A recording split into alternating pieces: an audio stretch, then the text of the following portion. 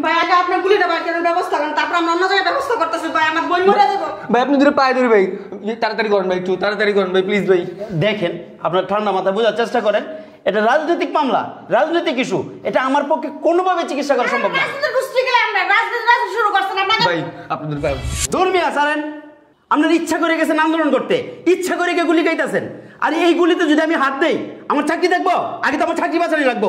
আর জান জান এরকম কত দেখছি। হ্যাঁ, শেখ হাসিনা খালি একটু সুযোগ দিচ্ছে দেখা, যেদিনকে ডান্ডার বাড়ি পড়বো না এদিনকে ঠান্ডা হয়ে এমনিকে ঘরে বসে থাকবেন। কত আন্দোলন সংগ্রাম করছে না দেখছি না? হ্যাঁ, আর আইসেন নাইতামি করতে। জানেন এটা মজ্জার মায়া, এটা অন্য কেউ না। এটা দরকার হইলে সব সাফ করে ফেলাইবো, তারপরেও এই গতিতেই থাকবো। ও এইরকম একটা জিনিস আপনারা মনে করতেন সুজা, ও সুজা না, ও এরকম বেকা। ওরে সুজা করা খুব টাফ ব্যাপার। এইটা পারতো যদি ওই মজ্জা থাকতো। হ্যাঁ, আইসে নাপিত, কত নাপিত আইলো আর কত নাপিত গেল, কেউ তো ওরে সোজা করতে পারলো না। আয়া পড়ছে কয়টা পাত্তি, আইসে ছাত্র আন্দোলন করব। আরে দরকার বলো 3 কোটি মারিয়ে ফেলাইবো, তারপরেও ওর দেশটাতে থাকবো। কি মনে করছো তোমরা এত সহজ?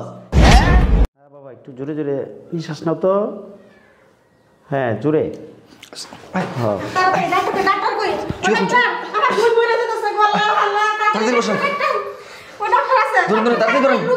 বাবা তুমি একটু ওদিকে যাও তো বাবা।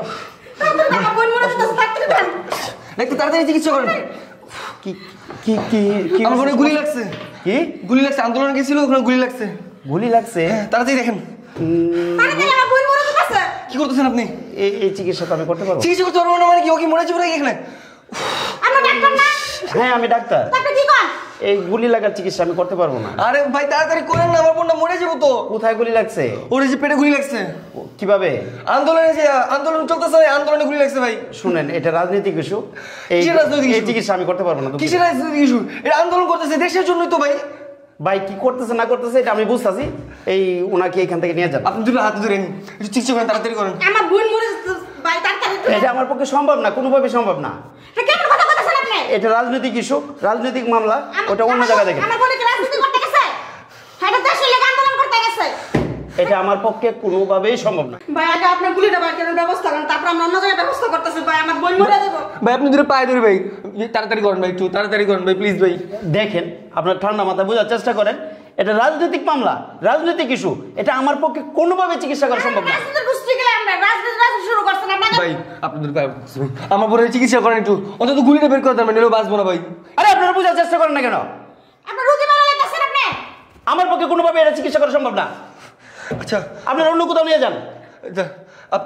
তুই একটা কাজ কর, তুই উত্তরপাড়ার যে ক্লিনিকটা আছে ওই জায়গায় নিয়ে যা, নিচে যারা আছে তাদেরকে নিয়ে যা, আমি দেখতেছি। যা তুই যা, তাড়াতাড়ি যা রে ভাই, তাড়াতাড়ি যা, তাড়াতাড়ি। আমার বোনের যদি কিছু তা তো বুঝেনি আপনি।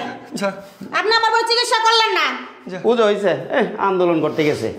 এই ডাক্তার, আপনি ডাক্তার না বসাই? হ্যাঁ, আপনি যদি সত্যিকারই ডাক্তার হতেন, আপনার কাজ হচ্ছে অসুস্থ রোগীকে সুস্থ করা, ঠিক আছে? অসুস্থ কেন হয়েছে সেটা দেখার বিষয় না। ধর্মীয় আসারেন, আপনার ইচ্ছা করে গেছেন আন্দোলন করতে, ইচ্ছা করে গিয়ে গুলি খাইতেছেন। আর এই গুলিতে যদি আমি হাত দেই আমার চাকরি দেখবো, আগে তো আমার চাকরি বাঁচানি লাগবো। চাকরি বাঁচালাম না? এই মিয়া, আমরা যে আন্দোলনে গেছি কেন গেছি? এই যে আমার বোনটা গুলি খাইছে, আমার বোনের মতো আরো শত শত বোন গুলি খাইতেছে কেন? এই দেশটা স্বাধীন করার জন্য, স্বৈরাচার মুক্ত করার জন্য। দেশ তো একদিন স্বাধীন হবে, সেই দিন আপনার মতো ডাক্তারগুলো না মাথায় রেখে দিছি, সেই দিন আপনার ব্যবস্থা করবো। কত কথা মনে রেখে জান জান, আগে দেশ স্বাধীন করতে গেছে। আমার নাম শেখ হাসিনা। শেখ হাসিনা স্বাধীন, আমরা যারা নামছি না ওরে এক জায়গা থেকে উঠাইছেন, কথাটা মনে রেখেন। তারপর আপনাদের কি অবস্থা হবো সেটা খালি আপনি ভাইবা রেখেন। আপনার যে কি করুন অবস্থা হবো সেটা আপনি কল্পনা করতে পারবেন না। আরে জান জান এরকম কত দেখছি। হ্যাঁ, শেখ হাসিনা খালি একটু সুযোগ দিচ্ছে দেখা, যেদিনকে ডান্ডার বাড়ি পড়বো না এদিনকে ঠান্ডা হয়ে এমনিকে ঘরে বসে থাকবেন। কত আন্দোলন সংগ্রাম করছে না দেখছি না? হ্যাঁ, আর আইসেন নাইতামি করতে। জানেন শুনেন, এই দেশটা স্বৈরাচার মুক্ত করার জন্য আমরা মাঠে নামছি। স্বৈরাচার মুক্ত করে আমরা ঘরে ফিরবো, তারপর হবে আপনাদের সাথে দেখা। আর দেখছি কত আন্দোলন, কত সংগ্রাম, কত কিছু করছে, এটা কচু করতে পারছে। এইবার হবে। কত স্টুডেন্ট মারবো, কত মানুষ মারবো, 3 লাখ 3 কোটি সবাই নেওয়া যাবো। তারপরে মনে করেন যে এই খেলা দেখা যাবো। ওই খেলা দেখায় না, জান তো দেখা ফাজলামি করতেছে। আপনি যাওয়ার পরে চিকিৎসা করলেন না, খুব খারাপ কাজ করছেন। শেখ হাসিনা কি জিনিস এটা তো জানেন না।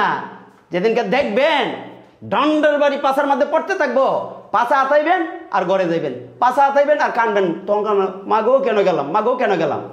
আইসে এনে স্বৈরাচার মুক্ত করতে। এটা মজ্জার মায়া, এটা অন্য কেউ না। এটা দরকার হলে সব সাফ করে ফেলাইব, তারপরেও এই গতিতেই থাকবো।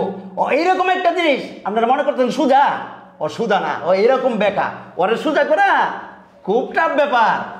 এইটা পারতো যদি ওই মজ্জা থাকতো। হ্যাঁ, আইসে নাপিত, কত নাপিত আইলো আর কত নাপিত গেল, কেউ তো ওরা সোজা করতে পারলো না। আয়া পড়ছে কয়টা পাত্তি, আইসে ছাত্র আন্দোলন করব। আরে দরকার বলে 3 কোটি মারিয়ে ফেলাইবো, তারপরেও ওর দেশটাতে থাকবো।